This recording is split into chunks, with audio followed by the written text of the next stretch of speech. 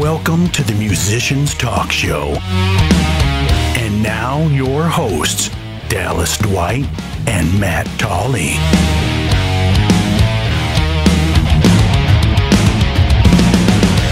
Hello and welcome to another episode of the Musicians Talk Show podcast. It's episode 72. I'm one of your two co-hosts, Dallas Dwight. And I'm Matt Tolley. That's right. Here we are again. Man, it's been a long weekend. Episode 72, yeah, dude. Episode 72. Good number. It's weird, weeks go by at the same rate every week, right? They do every week. 7 days. But however many hours. It seems like we're sitting here like sooner and sooner, and the numbers keep getting higher and higher, and it doesn't, it goes by fast. What I'm trying to say. Man. It's actually, and we get like into a groove. We've talked about this before when we did like, we did like 10 interviews in a row once. Like it was just like we had them backlogged. Somewhere in the 20s. And we got such into a groove of just like interviewing and going through our pretty solid questions, plus the new ones, obviously.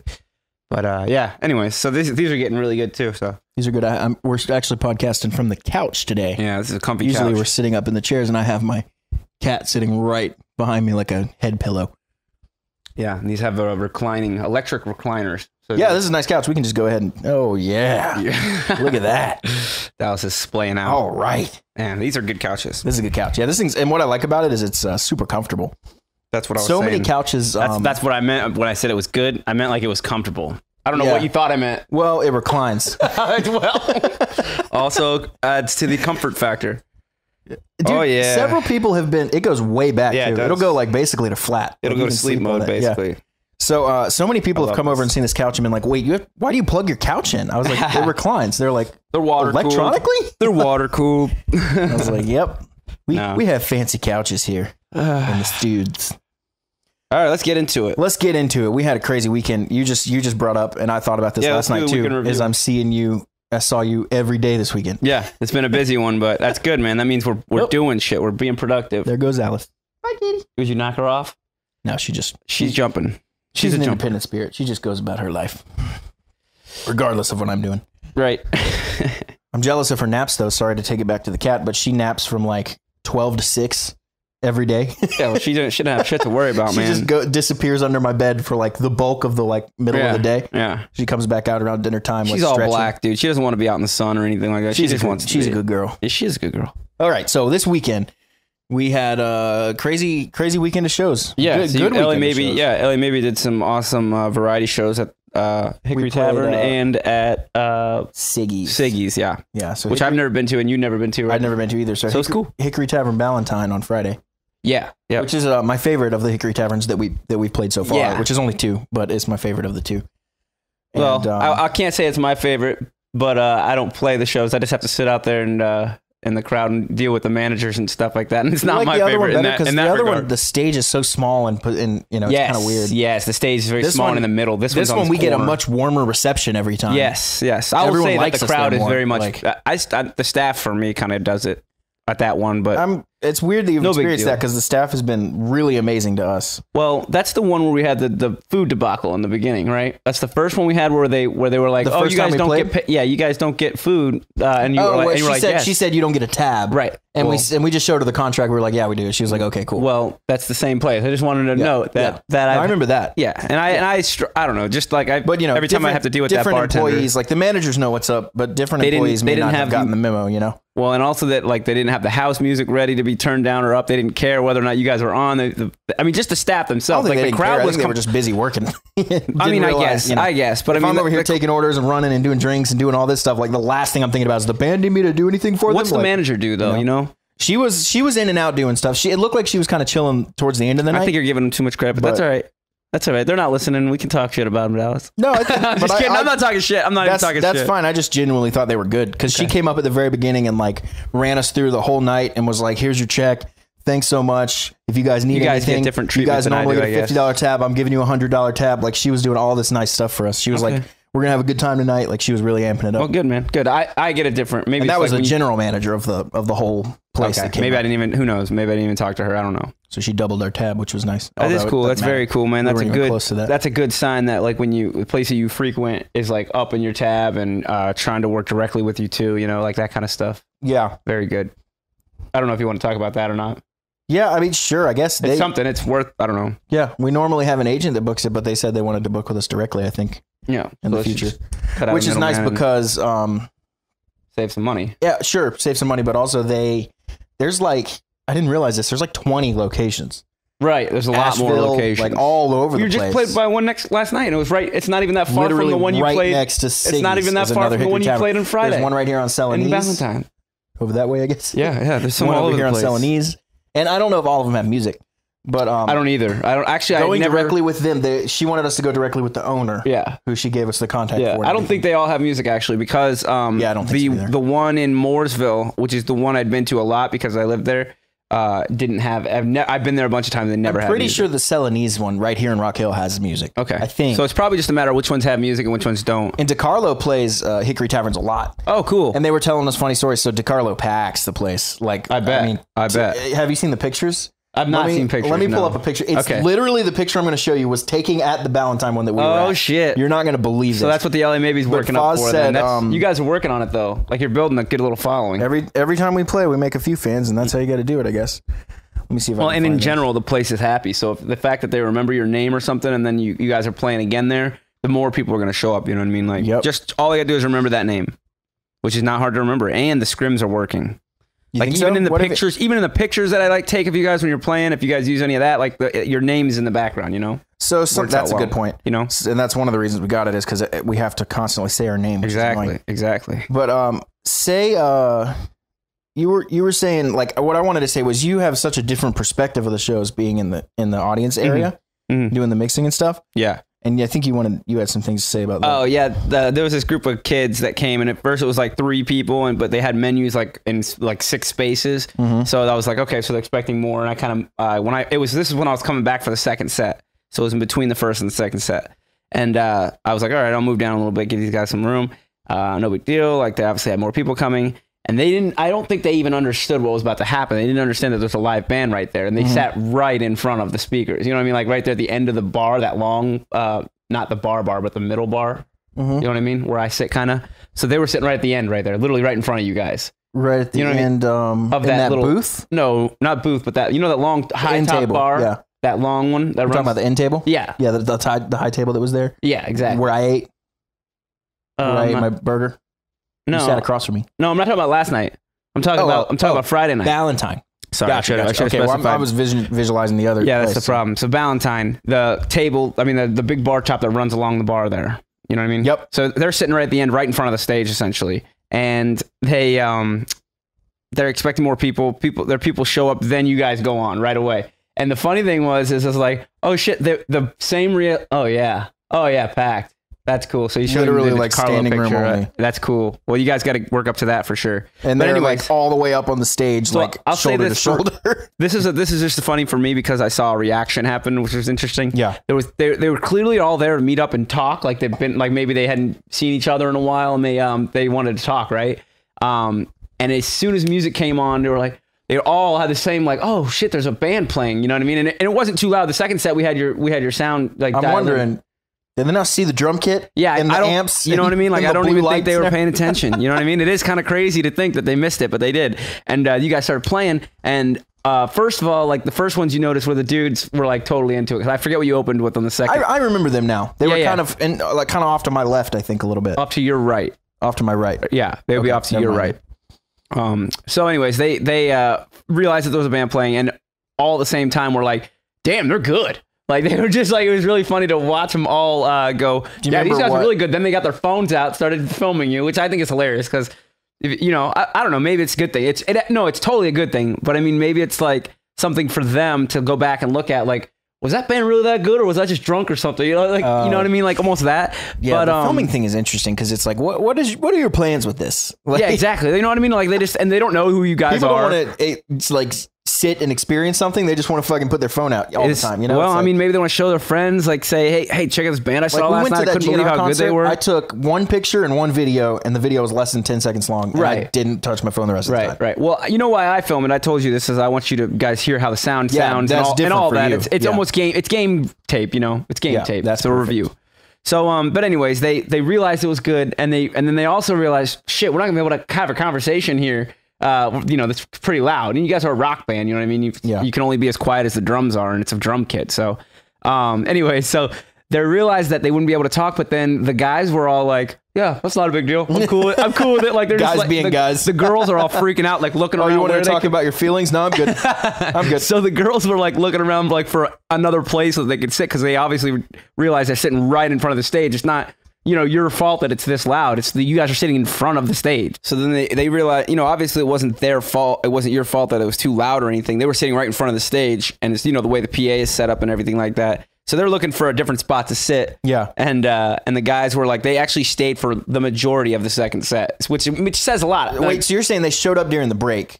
Yeah. Okay, and so the first song they heard would have been Sweet Child of Mine. Oh, that was it. Okay. Yeah. So I knew it was like a rock song. I couldn't remember which one it was. We opened set 2 with Sweet Child. Exactly. So that's what I wanted to know too, because they were like, damn, this band's good, dude. And that's perfect because you guys are doing the Anything Goes trip. So it's like, those songs do stand out when you guys do Guns N' Roses. Like, our ones get the biggest. Yeah. When you guys did Welcome to the Jungle last night, was amazing. Just something specific about last night was really awesome. Goliath was on fire last night. I'll say that. He was like really turning it up, which I like to see. Yeah. He's having fun. He was enjoying. He was engaged with the crowd. My energy pretty much directly comes from those around me. Yeah. So if the crowd's into it and my bandmates are into it, I'm into it. I really like it. If everybody's just kind of chilling, I'm chilling. Yeah.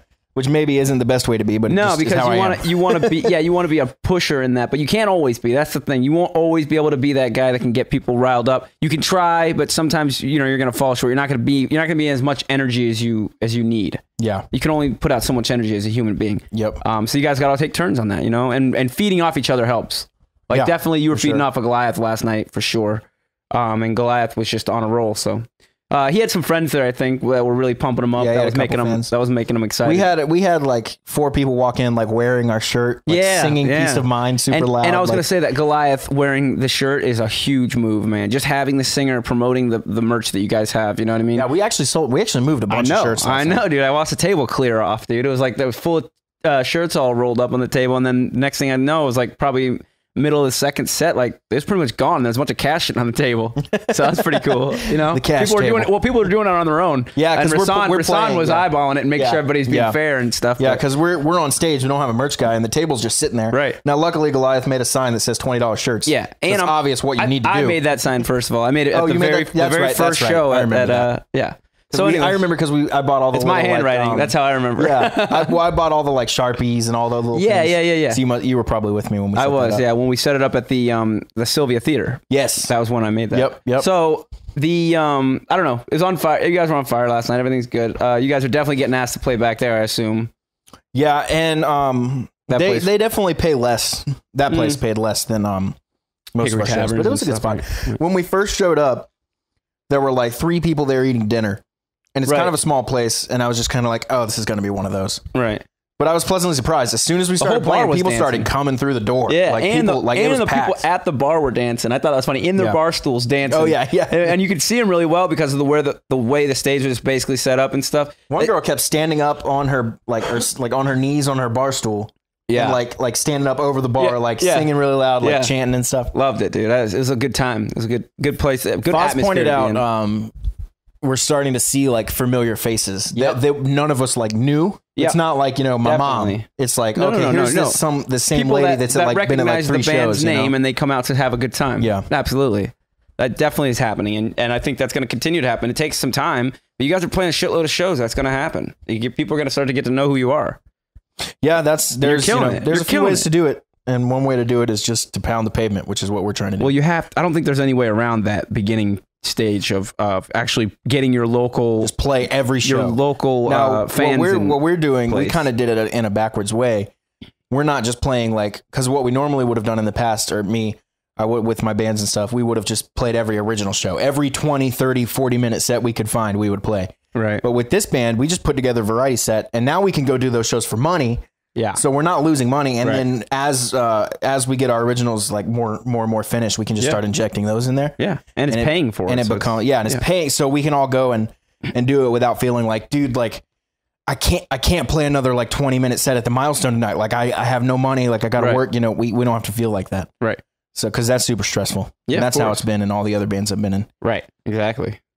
So definitely helps to have the support of that variety band, and it's great practice. You guys are really like getting tight, and learning songs that aren't yours is like giving you a more like open mind, I guess, about how songwriting works and stuff like that. I mean, I guarantee you see a lot of good bands started as tribute bands. Like Train started as a Led Zeppelin the tribute. Fucking Beatles, dude. Like of so many bands, like it's crazy. And so what it does is it makes your group dynamic pretty tight. And one thing that I loved, Osara did that too. And one thing that I loved is we could, like, at an original show, we'd play 5 original songs and somebody would be chanting one more song.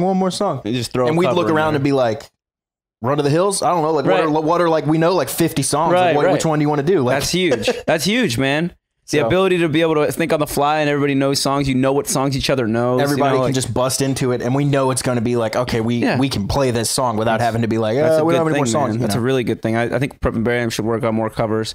We're talking about learning some more, but we just right now have a limited amount of covers and then mostly originals. Yeah. What is your guys like what's like the most amount of time you guys could play? Oh, we could play for an hour. Hour? Yeah. I think that's about all we'd be pushing it. And that's before we got into originals plus like 3 covers or 4 covers. Yeah. 3 or 4 covers. 12 songs. That's perfect. Yeah. Yeah, you figure 10 to 12 songs an hour. It gives me a safe confidence and feeling like, listen, I can cover an hour. You know what I mean? That's what I got. I can do 30 minutes. I can do 45 minutes. We have like set kind of for everything. For an original band, you will never need more than an hour until you make it so big that everybody knows who you are. Like, when you're Guns N' Roses. And even then, you only really need 30 more minutes. Like headliners are like an hour and a half. And GNR is just a freak because they play like 3 hours, but that's not normal. Yeah, but the idea, but when you get an hour or an hour and a half, like that's your set time, then you start switching in and out songs, kind of like, mixing it up a bit. Yeah. Like big bands, they don't play the same set every night. They'll switch 1 or 2 covers out a night. Especially, and I hate to always be the guy that brings up GNR, but I'm just so in that world right now. I am too, yeah. And always.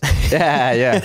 But yeah, they're a good example of that. They'll, at the Winston-Salem show that we were at, Bruce was back there with them. Like we weren't, but Bruce was. Yeah. Before like early in the day, like noon or whatever. And he said that was the first day they played Wichita Lineman because Glenn Campbell died. Okay, yeah. Glenn Campbell was so they threw that one in there. But they literally, Bruce was in the room when Axl walked in and was like, can we do Wichita Lineman? And Slash and Duff were sitting there talking and Bruce was sitting with them. So he watched the 3 of them be like, figure it out. I think we can figure it out. And they kind of worked it up. And they're like, yeah, let's do it. Cool. And Bruce was literally sitting there for that. That's very cool. That had to be cool to watch. He told me the story. Because those are pros, man. Those guys have played so many shows, so many different cover songs, stuff like that. They're pros. And you know what I realized is even like GNR did a lot of covers. Oh yeah, they did a whole covers record. Yeah, and I was even forgetting about that. And that's the punk rock stuff. So it's not like that's not Wichita Lineman stuff, but it's just interesting to know like they're such good songwriters and knowledgeable on that stuff that they could figure it out. They could see like why the song works. Like what is it about this Knocking song? on Heaven's Door and Live and Let Die are bigger than the originals, I would argue. Yeah, well, because Dylan definitely Knocking on Heaven's Door, Live and Let Die maybe, but I would argue that it's more famous than the I would argue that's more famous. It's my preferred one, obviously, but I was never like the biggest fan of that song. Pretty. And then once I had to learn it, I started really understanding. Yeah. Like, okay, I get this. Yeah. This and is you awesome. have to play it with Duff. That's pretty fucking cool. Me? Then you play Knocking on Heaven's Door. Yeah. Yeah. No, I've always liked that one. Yeah. Oh, okay. You're talking about Live and Let Die. Yeah, I like that one. I like when Axl sings it for sure. Yeah. Anyways. Up a little high. I don't know what the words are, but you want to talk about singing, dude? I was thinking about this today. You talk about singing while I sing really loud. Okay, perfect. Dallas is going to demonstrate what I'm talking about. I'm just kidding. So no, I had this thought. Goliath kind of inspired me last night. Like he was singing his ass off and whatnot. And he has the ability to take any song, make it his own kind of thing too. Like he's not just a jukebox or whatever. He's a really good singer. And so I was thinking about what that is. And a lot of it is the singers, like here's what really singing is. It's one person's interpretation, the one person being the singer, his interpretation of this music, especially if it's an original piece and he's writing his own lyrics to it and all that, right?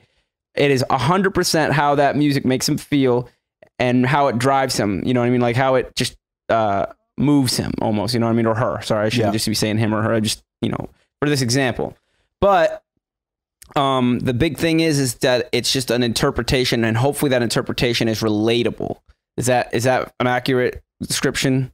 Like the relatability of an interpretation is what makes a song popular, or because if you could feel the singer's emotion, right, like then you're relating with him. You know what I mean? If he's doing a good job of expressing how the song makes him feel, and also maybe adding something to it, like in a story or something, whatever, right? Like he adds lyrically, it could be a story, or lyrically it could just be words that he repeats over and over. Like I was listening to Phil Collins, I don't care anymore. Mm-hmm. And that is like a lot of just feelings. It's like not so much lyrics.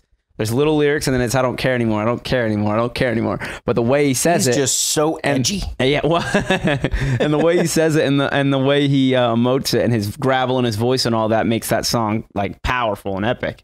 So just like what is singing when I think about it, you know what I mean? It's just kind of strange to think it's not just like you're not a poet who sings melodies, you know, on a scale or something like that. You're not like there's a lot more to it. There's emotion, feeling, and like all that stuff to it. Yeah. I don't know. Just thinking about that kind of stuff. And when you listen to like the variety set you guys play and all the different types of songs there are, like you guys go from anywhere from pop to classic rock to, you know, I don't know what other stuff you got in there. In the variety set, you got some electronic stuff in there a little bit. We do like the weekend stuff, right? Yeah. So like that's pop, I guess, but no, it's just cool to hear that different styles of singing and different styles of, and watch Goliath do them all, you know, and he like morphs it into his thing, and you guys all kind of morph it into a rock thing. It sounds so on point with those, with the tracks that are the key elements to the song. Like anywhere there's like a key element of a song, like when you start, step inside, walk this way. What's the song called? I'm drawing a blank. Yeah, pour some sugar on me.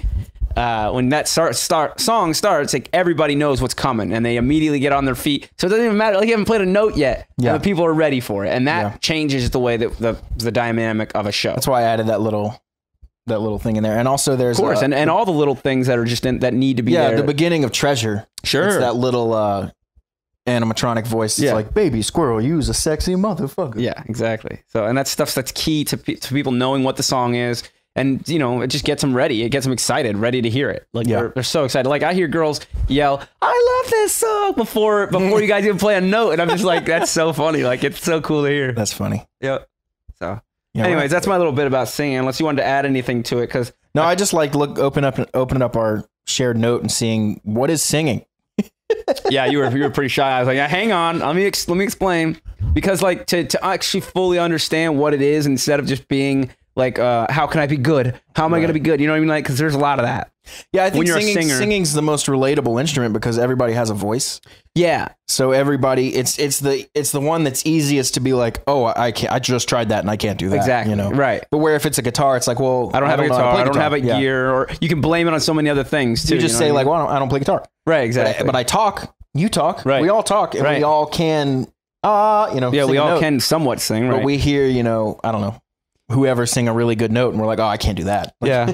But I also think that like there's something about some people will never have, doesn't even matter if they can really sing. It doesn't like think about the piano player that sings like really gravelly. Who am I talking about, Dallas? Famous older gentleman. Elton John. No. Billy Joel. No, really gravelly Tom voice, Waits. dude. Tom Waits, that's it. I didn't know he played piano. Third one. That's what threw me. Oh yeah, he does play piano for sure. I didn't. But anyways, he has a very like distinct voice, right? I wouldn't necessarily say he's an amazing singer, but he has a unique voice. He has a unique voice that people can relate to because it's got emotion in it and whatever. So anything he sings like that, or anything, as long as he believes it and like puts his full effort into it, people are gonna like dig it. Or like if you like Tom Waits, you'll like that. You know what I mean? Like so to have, and I think Axl for me is the same way. When I listen to Axl Rose, anything he sings, I'm gonna like it because I just like his style. I like his whole thing. And everybody's got that singer that they like. He brings a certain attitude to it that not a lot of people have. But everybody has a singer that they attach to, and they can go, everything that dude does, I love it. Like he gets me. He gets everything. You know what I mean? Mm-hmm. So there's important to remember that you being yourself is very important, because there's always going to be people who just attach themselves to people who are being themselves, and that's a base. You know what I mean? Like, and that they can relate with you being yourself. You know, people have a weird ability to know when you're not being yourself too. Yeah, there's something like the general populace. There is something there. You know, I think it's hard to fake stuff in general. I think it's a hard thing to do, is put on an act all the time. So if you think about it, like that's where you're messing up, is you're trying to do something that's very difficult, and if you slip up and like you're fucked. Like people are gonna see it and you're gonna look like an idiot. So it's way better to just work on being yourself. Be the best self you can actually be. Mm-hmm. You know what I mean? Always like just gear yourself towards what you're naturally inclined to do, and try not to step on anybody's toes or fuck with anybody else's life. You know, just be yourself. That's my 2 cents, I guess. Anyways, that's what singing is, Dallas. In case you were wondering. Thanks, Matt. No problem. In case you were wondering. Oh yeah, and hearing you sing Prince last night was really good. How was that? I'm definitely Purple Rain was amazing. I'm always the other confident. The drums were too loud. I told you that. Oh yeah. Well, not but mixed. Purple Rain was amazing. Purple Rain, like when because I went and told Foz, I was like, hey man, I know you can't hear because your in-ears are in, but that crash like really rings out in this room, like it covers up everything, and he was just hitting the crash a little too hard. He just can't hear in his in-ears, you know what I mean? Like there's no overheads, so he's just getting what the crash is. He's just getting out through the vocal mics. And in your I don't know how Foz mixes his, but I know most of us, because Foz has a vocal mic, all the drums are dead zero. Oh, well, there you go. And last night we only mic'd the kick anyway. Right. I do dial the kick up because it's the first thing to go. But so what that means is the only way Foz hears the drums is he feels them. Right. It's basically like, you know. And then the crash you don't feel as much because it's on a separate stand. He's not connected to it in any way. Plus, when the energy gets up, you just want to hit hard. Yeah, of course. You just want to play loud. Of course. And dude, it's the hardest thing in the world. But that especially venue, on Paradise City. Yeah, it's the hardest thing in the world for a drummer to do. I totally sympathize with him because it is not fun to be the drummer that has to hold back completely. It's not fun at all, dude. So he and that room has no insulation though. It's like poor tap room. It's like high ceilings, no insulation. So all the sound just echoes out of the top. And then once you get it to a certain level, once it gets loud enough, everything just turns into mud. It turns into complete mess, and you can't even make out the songs anymore. And that's kind of the point where it got with Kiss and what was the other Prince song you guys played? Raspberry Beret. Yeah. So when you played Kiss and Raspberry Beret, Foz just got a little excited and it was a little loud. Not an issue, like really, like it was still good. But the lady complained that she couldn't hear the vocals, and I'm like, I don't know what to tell you. I can't turn it up anymore. It's gonna ruin everything.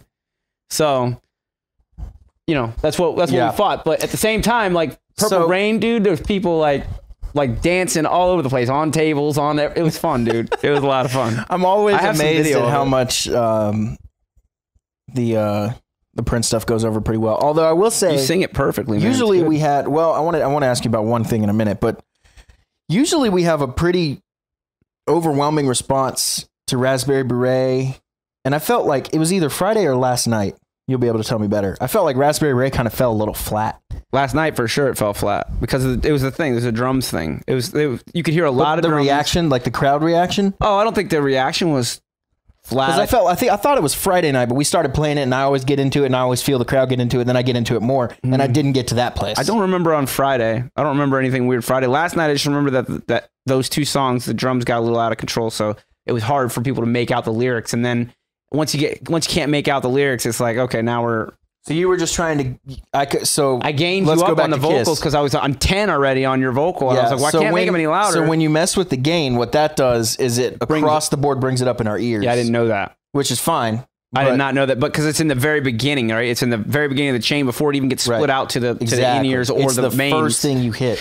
Yeah. So I didn't realize. It's but that's up all in the good. pre's. It was just blowing up our ears, which is fine because you can take that for a little bit. Right. But what happened is, when I hear it start blowing up my ears, I immediately start thinking about Foz and Rasan, who are going to have to hear me belt on a super loud thing, and I don't know where they are, so I started to back off. Right, and you were being quieter, so basically negating what you're doing. Yeah. So then we're just fighting each other. Yep. Well, that's the stuff you gotta like figure out. And I didn't know what else to do. I was like, I can't make them any louder, and I can't make the rest of the mix louder either. Like it's gonna get crazy boomy in here. But I Kiss was fine because I expected you to gain it up because the falsetto is so soft. Right. And but then the next one was so I realized that's what you did. When I heard myself get louder in my ears, I realized that's what you were doing. So I kind of played to that to help you. Yeah. But then in Raspberry Beret, I sing full voice. Yeah. So I had to back off a little bit. Yeah, that's interesting, man. And that's why I was trying to get your attention, like turn this down a little bit. Yeah. And I did, but I didn't realize it was going up in your ears. Once you said turn it down, I was like, oh shit, it's going in his ears. Then he hears this gain. Yeah. Okay. Yeah. So the gain's the first thing. But the question I wanted to ask you was, Kiss is such a weird song because it's just pure falsetto way up in that kind of cutesy register. Right. How does that one sound out front? It sounds good when it's right. Like last night was not a good example of that. Obviously, I already said that, but it usually sounds really good, dude. I wouldn't consider like cutting it if that's what you're talking about. I like it. You would not consider cutting it? No. If I were you, if you wanted to cut one just because you're like doing 3 Prince songs or whatever, if you just wanted to like do less Prince songs or something, just switch them out. Like do one every. Well, usually, if it usually just comes down to time, right? And usually, what we do is we just drop Kiss and do the other two. Right. Okay. Well, I don't. And it's mostly because I know the lyrics to Kiss the least. But Goliath really helped me out by putting Kiss and Waiting on the World to change lyrics on his pad for me. I saw that, and then he just moves the pad over, and I was like, yes. I saw that. That was a good move. That's a little bit of forethought on his part. I don't need. Well, I asked him to. Oh well, it was good that he was on it though. He like got it over there for you and everything. Super helpful. Yeah. But I don't. I just make sure Pro Tools is still recording. Yeah. Katie's just chilling over there, huh? Good. Don't hit pause over there, Alice. The other day, I know I'm getting off topic to my damn cat again. She likes to sit up and lay on the computer keyboard. So Jordan and I are just sitting here and we just hear the Mac sound where it goes, doon, because she's laying on a like arrow key or something. Did she even move or anything? She's just laying down like, what's going on? And I was like, you gotta move. She's making beats. She's like, check out this new song I just wrote, Dallas. You know, like when you hit the arrow key on a Mac, but it doesn't know what to do. It just goes like, gung. Yeah, it's an error sign. If you just hold it just goes, gung. Yeah, totally. So funny. But the Kiss thing, yeah, I just wanted to make sure that the falsetto was translating. Because I know I'm hitting the pitches. It's the tone I'm worried about. Because Goliath was like, dude, you should just sing it. I was like, 2 problems with that. First, I can't. It's too high. Second, he doesn't. Yeah. But it's recorded in falsetto. It sounds exactly like, I think you're doing exactly the right tone, the right inflection on it. I mean, I think it sounds really a lot like Prince, man. I'm like blown away that you can hit those like you hit the tonality. I need to work out the what I love about that song is the first chorus is, let's say, here. I'm putting my hand in front of my face. Right. The second chorus is higher. Yeah. And the third chorus is the highest. Right. So he keeps bringing it up. Yeah. But I haven't quite nailed where he starts those yet. Right. So I kind of do the same thing. I do the first one all 3 times, and then the very end of the third one, I go super high to the high A. Okay. Which is ridiculous. I never even realized that. I'll have to check that out and pay attention to that. And I want to see if I can. I used to be able to really nail his. Do you know the end of the song where he just screams? I know particular. Oh yeah. I'm okay. Like it's just ridiculous. I don't know. I mean, screaming. like if you wanted to, but I don't think I like the way you do it. I think it's fine, man. What I usually do is I would hit the notes without doing whatever. Rasp. Here's one thing that's interesting that I've always heard from other singers. Like it's just kind of a known thing for other singers. It's better to nail something in your range than to try and go like really high and impress people with a higher range that you don't have. Like if you do like a really good job at this one range, but then the song's actually up in this higher range and you can hit that note, but you're not as like controlled, you're not as, whatever. Yeah. If you're not as good at it, like unless you practice it and you get to that level, sing it in your register that you can control. Like people would rather hear you be comfortable singing than hear you struggle to sing something where you can't, that's hard for you to do. Cause then you're going to miss notes, you're going to mess up. So it's better that's why I think people singing, their own way and making things their own is important because nobody wants to see you struggle and see you mess up and fail. So you just do the best you can, like no matter what it is. Yeah, for sure. I have a really interesting range because it's not like from, here to here. It like, there's gaps, which is kind of weird. Like, first of all, I can't sing very low. The lowest I can hit, and it's only if I'm like sick, is an F sharp, which is the 2nd fret of the low E string of the guitar. Right. Where Foz can go down to like the drop D and even the drop C of the guitar. Yeah, he's got a super deep voice. So Foz carries all the lows. Now where I excel is I can go higher than pretty much everyone I know. I can go every bit as high as Goliath. Falsetto, I mean? No, full head voice. Oh, full head.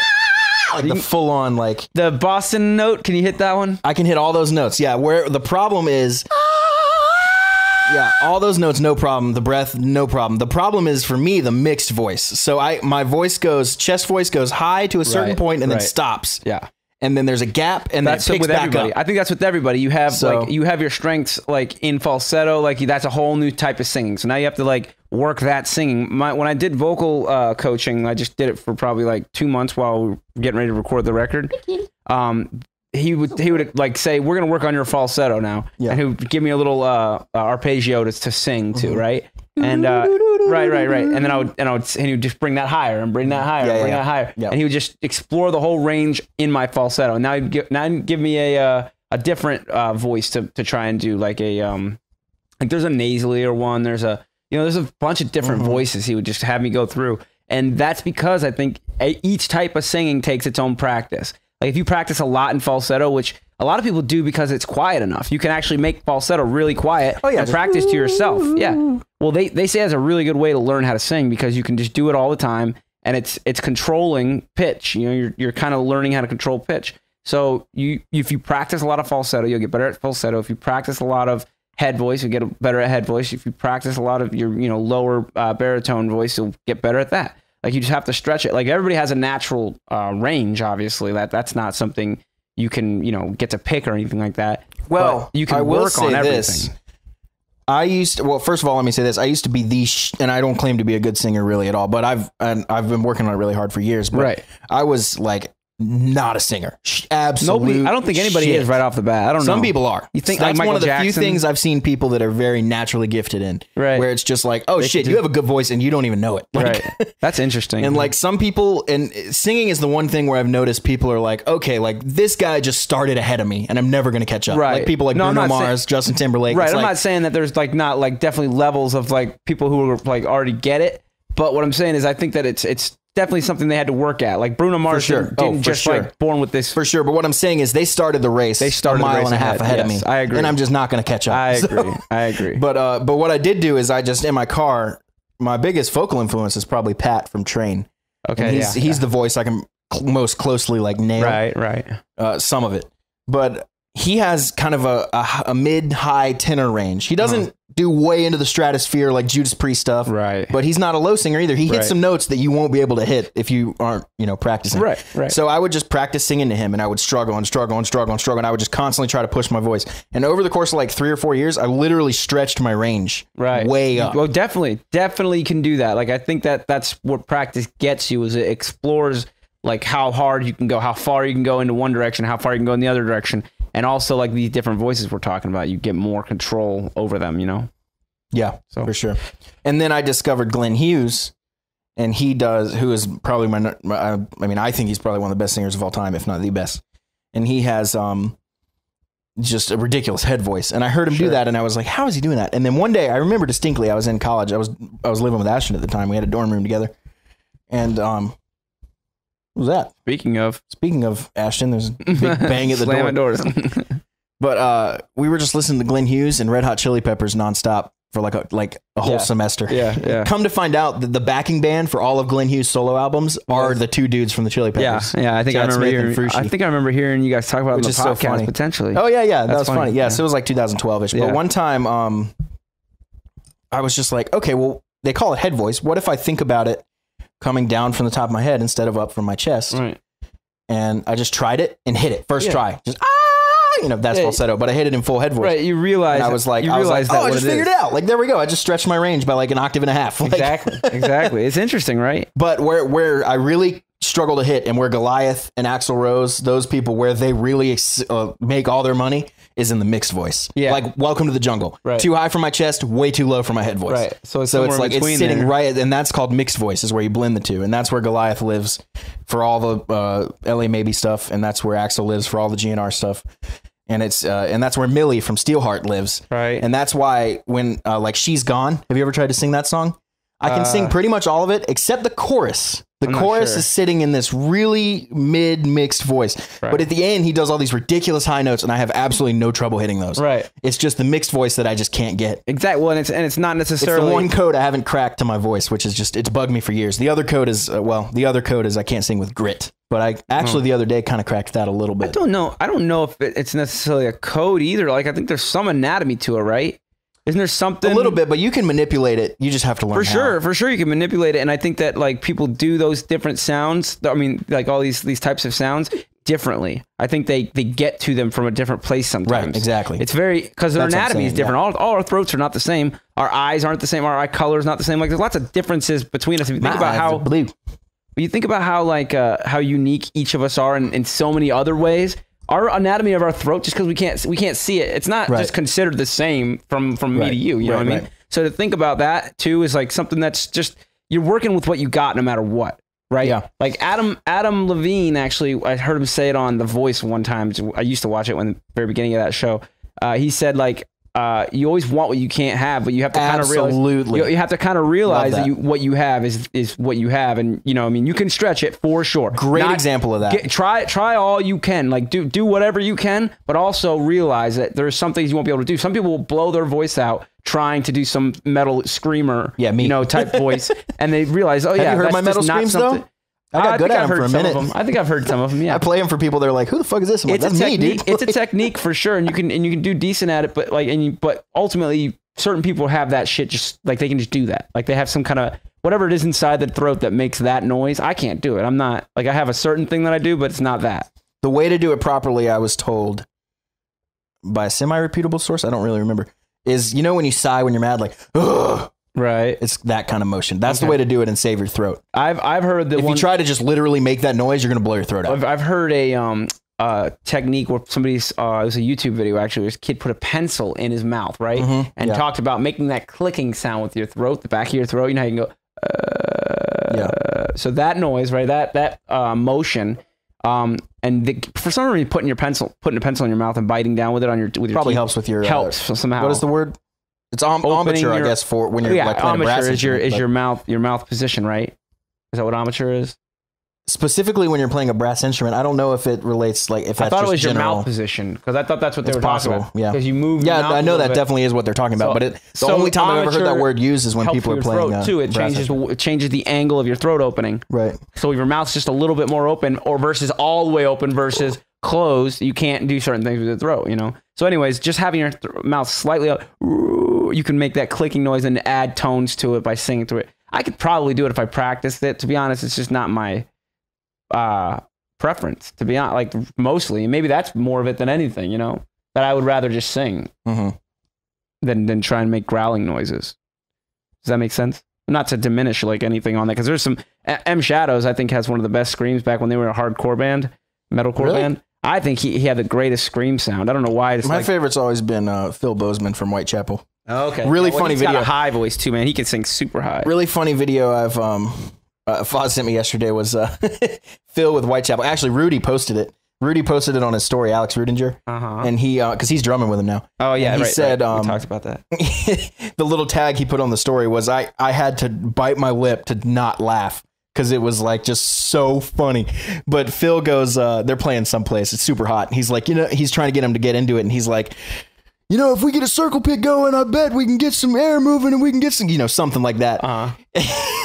They don't move and they just stare at him. And he goes, no? Okay. This next song's called The Void. And then they just go into the next song. I like how he acknowledges it. No. Yeah, he said, no? Okay. I'll have to show you that video. I hope it's still up. Because, you know, like if you're being filmed and you're on stage, the idea would be to not acknowledge it, because then people who are down there can't see. They can't see. But it is funny that he acknowledges it. So he got a good kick out of it, I guess. Yeah. I don't know who took the video, because it's like, you know, a shot of the stage. So it wasn't anyone on stage. But Rudy was the one that posted on his story, and then Foz sent it to me. Nice. Another thing I wanted to bring up, this is kind of off topic, but one thing, I learned this from Harry. Off topics. I learned this from Harry Myrie. It's sometimes more powerful to reply to people with a video. Have you ever done that?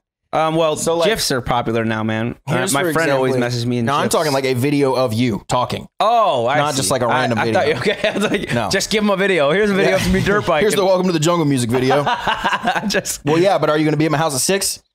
Patience. There you go. Patience. No, like, so what I did is I would text Harry, like, this is how I realized that, and he's done this to me several times, but I would text Harry and be like, this is the one example I remember. I said, because he drummed on our old Musicians Talk Show theme.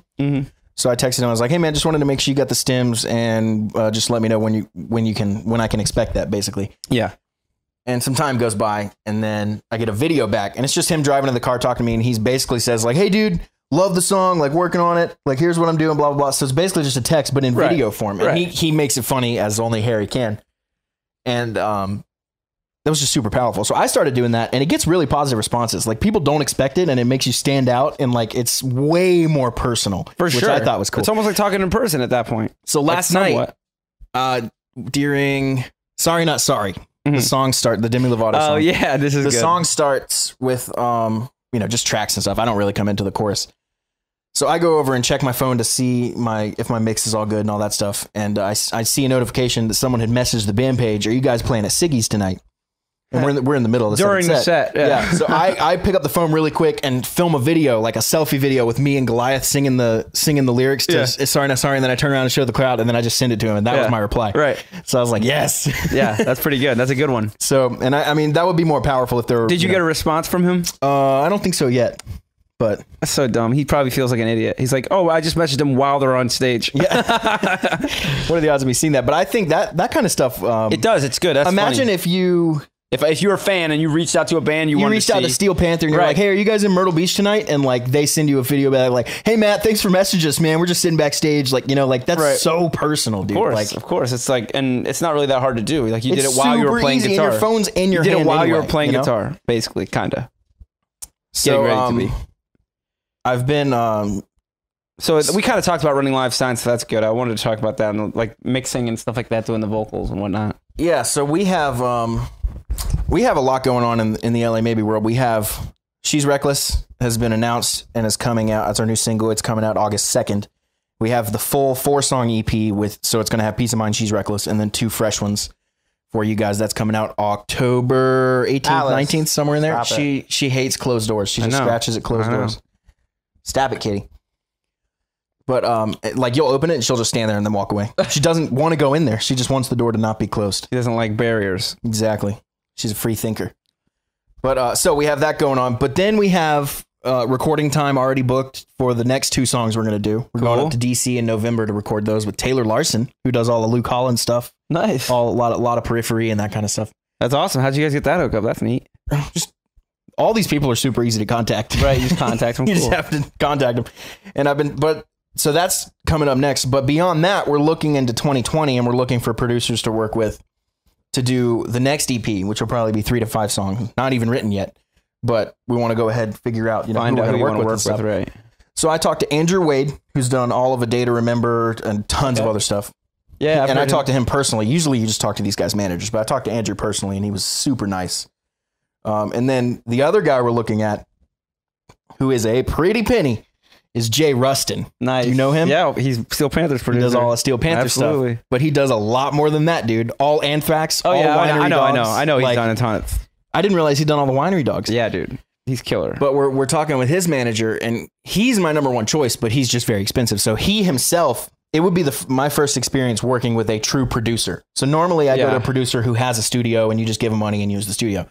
He's expensive, and then also you need to rent a studio and do all the stuff like that. So if we do that, it's going to end up being in Los Angeles at Clear Lake Recording, which is where they did the Steel Panther stuff. Damn, dude. And Clear Lake is not very expensive. They were like $60 an hour. Oh, okay. It's not bad at all. Like I charge $40 an hour. Like I know the playroom costs more than that. It's not very expensive, you know? Yeah. And but then to get Jay in there, and his price actually includes him being there to produce and all that stuff, and then also to mix. Right. And then we would just send it somewhere else to get mastered. Right. So if we can pinch pennies enough to get in with him, I think that would be a blast. That would be awesome. I think for 2020 is what you're looking at? For 2020, yeah. Sometimes. So we're trying to drop the EP in October and then immediately, like by January, drop the next 2 as like a single with a B-side kind of. Beautiful, beautiful. So we're trying to keep the new music coming. Yeah, no, it's important to keep content, man. And we're trying to get this tribute band going mainly for money reasons. Right. So we can, like, we're making okay money at the variety band, but the tribute band should probably 4 to 5 times what we're making per show. Nice. That'd be really awesome. So if we can just do that instead of the variety band. Personally, I like playing the gun stuff a lot more. It's a lot more fun. Right. And it's a lot more like in my comfort zone. Right. You're not playing pop songs. It's not like you're a rock band. And I love that stuff too. You're a rock band that can play pop songs, really is what it is. And it's pretty amazing to watch, but also I'm sure you want to play rock songs. We had, and I don't know if you remember, all right, so the lady Friday night, there was a lady and she was really into the band and she was super wasted. Did you see her fall off the chair? Yes. She was sitting on a chair and then it was a high stool, high bar. She was dancing with, I saw the whole thing happen. Tell me this, because I only looked up and saw her on the ground. I thought she was with you guys. I thought she was one of your, like, somebody you knew. Never seen her in my life. Okay, cool, good. She was having a blast. You're right. Then she sat in this chair backwards, was dancing with her guy or some guy. Wait, she sat in it backwards? Like she was facing the chair, the back of the chair. Like cool teachers do in movies? Exactly. But it's a high top bar stool. So that is so stupid, So it's scary. It's like, because you're locked into it at that point. Your legs are wrapped around the back of the chair. You're going wherever. Yeah. Right. That chair falls over. You're going down. Well, she was dancing and getting all crazy while she's sitting in this chair. This guy pushes her out to the middle of the floor. He pushes her out, like, while she's sitting in this chair. She slides back, and he puts her out there and just leaves her there. And he, like, walks back. And he's just... So he walks away. Her. Like, he just moved her out into the middle of the open and walked away. And then he was, like, kind of in my way. But all of a sudden, I see her go, woo, poof, like right behind him. Like, I was like, man, did he push her over? But I think she was just like rocking really hard, like in that chair, and lost control and fell down backwards, and it made the loudest clack. And she felt like such a dummy. See, I didn't hear any of it. It probably hurt, man. The way she hit probably hurt. She stayed on the ground for a minute. Yeah, but she was trying to play it off. You could tell. That's not the only girl I saw fall. She was laying on the ground, but she was like rocking out, like, "Hey, I'm all right." Like, she was like trying to play it off. It's not the only girl I saw fall this weekend. There's some girls at both shows that fell. There's some people. Come on, girls, get it together. Get it together. Hold your liquor. You're prone to clumsiness to begin with. Don't add all the liquor to it. So there's a girls when we first got there to the gig last night. There was people leaving that bar, and it was what time we get there? 8 o'clock. Yeah, Siggy's. Yeah. So we're like 8 o'clock setting up, and they're leaving, trying to walk up this little tiny gravel hill. And they've been drinking all afternoon or something. They cannot get traction on this gravel hill, and they're just falling over and over and over. And me and Rasan are unloading glass truck, and we're like, what is happening over there? They just keep falling. They get up, they start walking. When we got there. The thing's probably 4 feet tall. Like, I know, I saw it. You saw it? Okay, cool. Okay, good. I'm glad. That's hilarious. Me and Rasan I didn't see that at all, man. That's so funny. You did see it or you didn't? No, I did not see it. Oh, okay. So yeah, we're out there unloading, and they're just like, up that little mini hill, they're just like trying to fall. I mean, trying to get up there, and they keep falling. One interesting thing, and then some girl comes out and she goes, "I got an idea. How about we get an Uber?" And I'm like, "That's a good idea." That's the best thing you've ever said, because you do not need to go anywhere near your car. That's a good idea. Yeah. So, one interesting thing about playing all these shows is you see a lot of weird stuff like that. Sure. And that's cool. It's interesting for me. It's not interesting for most people that live that life, but I don't. I don't drink. I don't go to bars. You don't frequent bars. It's weird. I do. You play, but I never drink, right. And I never like if I have a day off, like I'm not never fucking drink. Going anywhere Never near drink. the bar, I disagree. Last night I saw you take a shot, sir. Yeah. Congratulations. Yeah, so, that's interesting. Like I don't. Well, somebody bought you guys a shot. I don't not it was a band drink. thing. It's super rare. Yeah. And I never drink to excess. What was it? Fireball, I think. Oh, okay. Well, that's easy. Cinnamon. Foz said, "It's his first shot," super loud. I was like, yeah. And I had to ask you. I was like, you thought it was real, because I don't think you've ever seen me drink. I've never seen you drink. Because I don't. Ashton, the only time I've drank, I've been with Ashton, and it was like twice. Okay, well there you go. And I've never been drunk. Well, and one shot's not gonna get you drunk, but it'll get you feeling loose. Not at all, dude. I've never felt the effects of alcohol at all. Well, then I've had there was one night where we had several tequila shots and 3 Coronas. And I didn't feel tequila, it takes one of those, and I'm fucked. One of those, I swear. I cannot drink tequila. It just doesn't work with me. Whiskey, I can drink all night and I'll be fine. I mean, fine in my eyes. Like some fine people, in your eyes. Some people don't think fine in my eyes. No, not everything. I'm fucking really good at guitar. No, dude. No, it's like, did you see me just yell at that person over there across the street? It's like, yeah, dude, you should probably keep that down. I'm like, nah, dude, I'm good. Like, it's just whiskey making me fucking act this way. Your normal speaking volume fine, doubles. Yeah. Hey man, how's it going? Yelling at everybody, just talking to anybody that comes my way. Oh, that's so funny. I was going to say something about. Let's go back a couple topics. It was related to the shows, the weekend shows. Yeah, not in the list, but in just we just went on a couple tangents. I don't remember, man. The girl falling over on her stool somewhere in there. We talked about meeting a bunch of people, not because you're not a frequenter at bars. You see that kind of stuff all the time. When you're at bars, you see people being drunk and being stupid. There's definitely a lot of that. Oh, the lady. I brought her up for a reason. The one that fell out of the chair. Okay, cool. Why? I brought that up so you would know who she was, and then you told the story, and then we went off. But I brought her up to say, she was saying during one of our breaks before she was too far gone. Yeah. And see, no one, Foz kind of related to me, but I was near it and only caught a sentence or two. But she was, all I heard her say was this. She pointed to Foz and goes, "And you're all over the place." And so I immediately got intrigued. I was like, what is she saying? Is she giving my drummer shit right now? And then I heard all over the place. I heard a couple other things, and I realized she was saying that we dressed like rock and roll, rock stars. She's talking about your attire. And we were playing Bruno Mars and all this shit. That's what I'm saying. I think people really dig that. That's what I was saying about. She was very confused.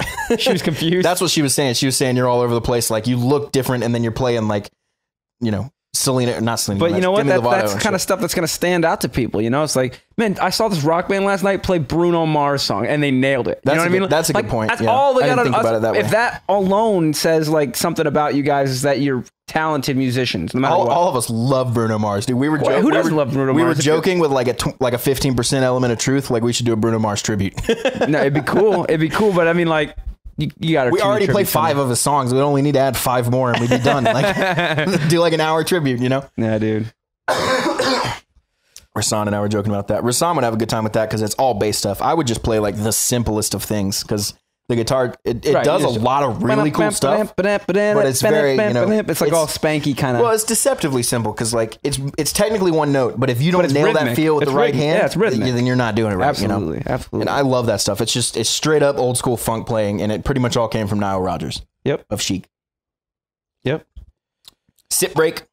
All right, so I don't have much more time. Do you want to delve into another topic real quick? But let's I gotta do go one move more, couches. and then we're wrapping up here. See, when we reach that marker, we're sitting across the room from our studio. But when we reach that marker, we're done. All right, cool. I'm moving today, so I got some couches to move. It's been a long ass weekend, and now I get to top it off with a Sunday move session. I bet you're a sleepy little guy. From Statesville to Charlotte. So Mooresville's past Statesville. No, Mooresville's on the way to Statesville. So Statesville's the furthest away. Yeah, Statesville's about an hour from Charlotte, probably about an hour and a half from here. I'm going to be late as fuck. Jesus. Yeah, because it takes 25 minutes to get to Charlotte from here, and then it's going to take me about an hour. Yeah, with no traffic, it's really not that far. No, it's not far. You can breeze right into Charlotte. It's not far. It's just, but you can just stay on 77 too, right? I'm going to have to just keep going. I ain't stopping. Yeah, so that's not bad. No, well. But it's an hour from Charlotte? How many miles away from Charlotte is it? Let me do this. Instead of asking I want to say 45 or 50 miles from Charlotte. I would say that. And then I got to go like some back roads because my parents' house is like out in the woods. I can't believe you're just going to look it up right now, figure out how long it's going to take me. That's exactly what I'm going to do. This is riveting. Dude, I want to talk about the guitar solo of the month. Bring that up while I do this. Let's do this. Wait, let me say one random tidbit before you do that. Okay, do that. Have you noticed men are really into directions? Have you noticed that? Yeah, dude? I have noticed that. It's so funny. Like one way to get anyone's dad to start talking to you is be like, yeah, we took 77 here and then we went, and they'll be like, oh dude, you should have taken 161. To, like immediately he goes into like, it's the funniest thing. I've just noticed more and more that men like to know where they're going. Men love directions, dude. Yeah, that's really far forward. All right, so check it out. Jesus, guitar dude. solo of the week thing we've been kind of not doing as much anymore, but I've thought of a way to spice it up a little bit. I want to do, instead of it just being like me and Dallas pick one and it's on the list or whatever, let's do me and you, Dallas. We both pick one within the same. I don't want any part of this. Within the same realm of types of solos. You know what I mean? We'll both pick one. We'll put them up against each other, head to head, and then we'll do it in the Instagram stories again. We'll have you guys, the listeners, pick which guitar solo you want to be on the list and on the running for guitar solo of the year. So this is basically the qualifier for what goes on the solo of the year tournament. But, so basically, it's right. not. So we're beginning the qualifier was a good word. What do they use in racing? Is it qualifying? It's lap? Qualifying, but I'm thinking of Olympics. What are Olympics? Like, what do they call it in that? When it's the very beginning, preliminaries or something? Preliminary, probably. But now that you said qualifying, that's the only word I'm going to be able to. It's a qualifier. That's a perfect word for it. So that way, when something goes on the tournament list, it's something that you guys picked. Even though we picked the choices out of the two, pick them in the same realm. That way we can have different types of solos on there. Obviously, there are shreddy solos, there are bluesy solos, there are right. So we want to keep them consistent. So we want to keep them like you pick Michael Romeo, I'm picking John Petrucci. Something in that realm, right? Exactly. So and then after that, we'll put them all in the tournament. Staff. What if we took it a step further and did like almost like competing is the best word I can think of bands. Like if you pick Metallica, I pick Megadeth. We can do that. If you pick, and I just said Symphony X, you pick Dream Theater. We could definitely do that. And we'd have to kind of think about it. Maybe if you pick John Mayer, I pick Here's the one thing about that does something. Basically, it eliminates like any quick any I hate pop. Any giant head-to-heads. Like if you said Metallica, Megadeth, right off the bat, those are two giant solo bands that are going to be potentially winners. So you make them knock each You're other eliminating out. right off the bat. I got you. So it's one thing about that, but because then you can't have somebody's got to pick that flamenco solo from Holy Wars. Right. Exactly. So I don't know. It's interesting. We could also figure out a way to make some like maybe on Discord people could suggest solos. So we'd be like, oh yeah, that is a great solo, and like I'm gonna pick that one, and then we'll pick a complimentary solo to that and put them head to head. You know what I mean? Like just a way that people can be more interactive. But don't they have to be picked by you and me? That way, it's kind of an element of competition between us. If they suggest it on Discord and we choose it, it's still picked by us. Can we put a little marker like like a little, I don't know, blue star, red star versus you and me, so we can see like, oh, sure. like, all of Dallas's solos won. You know what I mean? Like, not that would happen. Are you assuming that all your solos are going to win? I'm Dallas? not assuming. I know for sure because I'm going to create a bunch of ghost accounts. Oh, that's how you're going to do it. I see.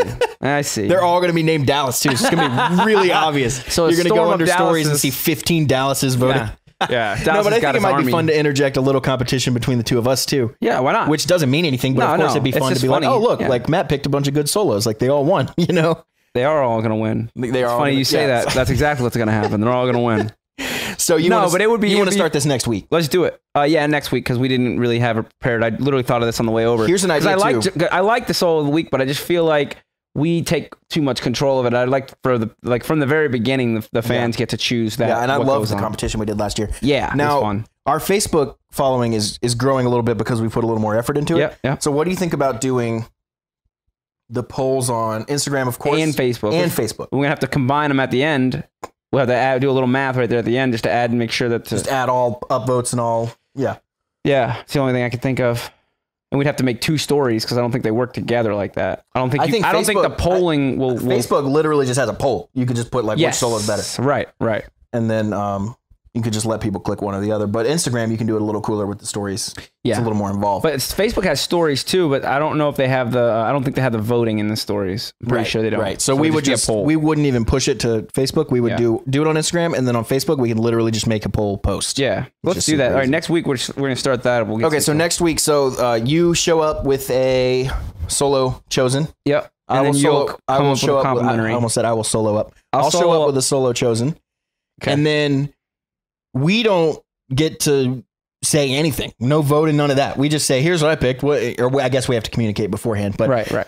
So maybe you pick, and then I'll pick the counter one. Yeah, and then we can go back and forth like that. Exactly. I like that. So you pick the first one, and then I'll pick a counter. Sounds good. And then obviously we vote for ourselves. Yes. So then we know where we stand, but then everyone else gets to decide. Yeah, we'll vote for ourselves. That'll be fun. The winner of these, we're going to do 8 weeks of this? Yeah, because we're not going to have enough time. We'll do 8 weeks. Wait, we counted 16. Did we count 16? We only need to do 8 weeks of this. We counted 16 weeks. No, we need... On the calendar. We were figuring this out on the calendar earlier. We should do it 16 then, if there's enough. That's 32 solos. No. Well, yeah, we each have to pick 16 though, to go head to head with each other. And then it'll be 16 at the end. You're saying at 16. Oh, I thought we wanted to end up with 8 at the end. I think we should end up with 16. Okay, let's do that. 16 is better than the 8. Okay, so then what we did on the calendar works perfectly. It's worked perfectly. That's the way we should do it. So we're going to start next week, and pretty much every week we're going to pick 2 solos, and then we'll have you guys vote that week. Yep. And we'll keep track of who wins. And then in December, we're going to bring back the whole month of December. We'll do the head-to-heads. The solo of the week tournament. The big tour. Dude, it was super fun. We got a ton of engagement on the Instagram during that. Right. It was super fun. It was really fun to see what people thought. You know, like some people just hated certain guitar players and we're just like, all right, whatever. The guy's really awesome. But okay. See, you kept picking like Savage Messiah, that guy. And I don't really know him. Yeah. Like, Jeff Bailey or... No, it's a weird name. Yeah, Joff Bailey. Yeah, that's it. Yeah, because I texted you. I was like, "Is this a typo?" And I looked it up. His name is Joff. Yeah, Jeff with an O. Yeah, badass guitar player. Though, I didn't want to like post Joff and someone be like, "You idiot." Like, I think those guys are so ahead of their sound. I mean, not to get off into them, but I think they were so ahead of that genre. I love them. Anyways, I'm not as familiar. I was trying to bring awareness by picking him. I was hopefully trying to say like, who the hell is this guy? And people would go. Oh, that was my not in a bad way, but that was my because I just didn't know him. So. No, of course. So, and then also I had another idea. I want to throw this out there right before we end up. Let's hear it. I think this might be cool. Time warp playlists. Okay. I was. It's not an original idea. I kind of stole this from the radio, but there's value in this. I think because I found value in it while I was listening to it. The Ride as a classic radio station here that plays classic rock and stuff like that. Not just classic rock, but classic everything. And they do what's called a time warp. And what they'll do is they'll take a song. Each song is from the next year. So like they'll start in like, I don't know, 1979 or something like that, right? Or whatever year they started. And I've never heard the beginning of one. So, but they'll start in the beginning. They'll start some year and they'll go the next song is 1 year later. The next song is song from that year. And the next song is a big song from that year. Well, that got me thinking like, that's just their song. They pick one song per year. Obviously lots of songs came out every year. So there could be so many versions of those playlists and you could do them by different genres and you could do them by different, even artists probably. I mean, and to a certain extent, like you could pick a song per album or something like that, or if they had singles or whatever, you can include those too. But you know what I mean? Just to hear progression. I think there's an importance in hearing progression. I make playlists all the time that are literally the artists from the very first song the very first song they released to the very latest song they released. And I love listening to how they progress and how they change. And obviously when they put out albums, it's in chunks. You hear, these 10 songs sound like this, and the next 10 songs might have gone through a morph because they're people and people change and the way they mature and evolve. So I think you could probably do the same thing, and we could make playlists and somehow curate them so our fans could find them on our Spotify or something like that. Here's a tech question for you. You make a playlist as Matt. Mm-hmm. Can I embed that playlist somewhere? Like on our website? Good question. I know people can follow it. People can like it so that we can get updates anytime somebody adds something to it. They can also... Because you're the Spotify guy. I'm the Apple Music guy. So we need to have you just head up all the Spotify Musicians Talk Show stuff. Because the only reason we have to do that is because we can't make, at this point... a playlist. Our podcast, the Musicians Talk Show, that name, we can't make that an artist. Right. And if we could, then we could control that, I think, maybe a little bit. Yeah. But even so, I still don't think you can make playlists as an artist. I think you have to be an individual. No, you can make a playlist as an artist. Prep and Barium can go on there. I can make a recommended songs that we like. Of just whatever? And I listen to Metallica's has that, like a bunch of big bands have like playlists that they recommend. And that's super nice. Slash did one that was really awesome, dude. It was Slash's guitar influences. Really? He made a playlist on Spotify, and it was just like... Let's be honest, someone made it for him. Maybe. I don't know. I'm not gonna put any I don't know. I'm not gonna put any doubt out there, but it is very... Maybe I don't see Slash like what if you pointing and clicking around Spotify. What if you wrote it down? Oh, I'm sure they did what he said. The playlist could just be him wrote down... That's some 24-year-old like, dude, we got to stay relevant on Spotify. Here's how we're going to do it. Give me 15 songs Slash that are... What were your influences? Tell me right now. They seem right on, though. Let me tell you that. They I know. Seem right up his alley. They're definitely his influences. Exactly. So but he's not on Spotify. But you know what I mean? That is something that posts on Slash's that's a great idea. Artist Spotify I need to look into that more. And then maybe we need to look into making the Musicians Talk Show an artist page. Because I don't think we can, but if we can, that's the number one way to do this. Yes. So now we are on Spotify as a podcast. So if you search us, we're on there. All the episodes are there. But we don't think we can make a playlist as a podcast. Why is that not? Why don't they treat podcasts like artists? I don't know. Let us have a page that we can say, here's what we're doing. I'm not sure of that either because I haven't checked out. Because you know what Spotify for artists is, right? The biggest. Have you done that with LA Maybe yet? Oh yeah, we're all on there. But the biggest reason I think is because the podcast thing is basically still in beta. It's very new. Yeah, that is true. That is true. So they may be adding this kind of functionality. But either way, figure out a way to make a playlist, even if I have to do it on my own personal page and then we share it as the Musicians Talk Show or something like that. We'll make a playlist, and I want to do these time warp playlists because there's value in watching the evolution of music over time because it'll help you see, what are those old math problems where they give you like a number, and you're supposed to guess the next number? Right, just like so you have to figure out the pattern. Yeah, it's a pattern recognition. Fibonacci sequence. Music has some kind. Yeah, that's right. That's what the word is. Well, that's a specific one. A specific one. That's where each number. So they add up to make next. So it's 1, 1, 2, 3, 5, 8, and you keep going. So the idea being though that like you can almost figure out a sequence or at least a pattern to music. If it is cyclical, does it swing back and forth? Does it like do certain things? Do we go through phases in music? Do we? You know what's coming back right now in a big way is like 80s pop sound. Right. With things like the 1975 synth stuff, all kinds of stuff is coming back heavy. Like it's crazy, man. So anyways, let's wrap this up. I'm looking for more ideas to, interact. Can you, as the official head of Spotify relations here at PMTS, can you dive into figuring that out and see if we can make an artist page, see if we can embed playlists, just figure out how we can do that idea and make it and bring it from the idea to the execution. Yes. Because I love it so much. And I it's a good idea. Even if you have to do it on your own, that's totally cool. But if we can grab that HTML embed code and put it on the website, that would be really nice too. Like, hey, go to this, Well, I know you can share the link. Exactly. I mean, we could put it in our the problem is caption in our Instagram page or something like, what I mean? Well, the problem is bringing Spotify information outside of Spotify. That's the issue I think that I've run into with Spotify in the past. Like trying to get, because they have to go to Spotify. It's like if I don't have Spotify, like I can't do much with your playlist. Like that's great. I love it, but whatever. I can't do much with it, We're basically taking for granted or assuming that Spotify is what everybody uses. What we need to do is make our playlists in both Spotify and in Apple Music. Happy to do it on Apple Music, and I love that. And I don't know what else we should do. Maybe SoundCloud or something. I don't know. There's other places we can make playlists. Let's do the big two. How about that? Bandcamp. Come on. I'm just kidding. Bandcamp. Yeah, I don't know. They're not even a place for playlists. It's more like music sales and stuff. All right, well, you guys, we've officially stood up from the couch. It's that time. I've reclined the chair. or put it back into its rightful place. Oh, I put the cable right in there too. You shut the cable into the couch. The cable. Now, okay, well. Classic Matt. This microphone is now part of the couch. All right, cool. Just leave it there. Throw it in the trash. All right, you guys. We're out. Peace. Any final words, Matt? Peace. That's it. Cool. Just that one. See you next time. For more episodes, visit musicianstalkshow.com. Thanks for listening, and see you next week on the Musicians Talk Show.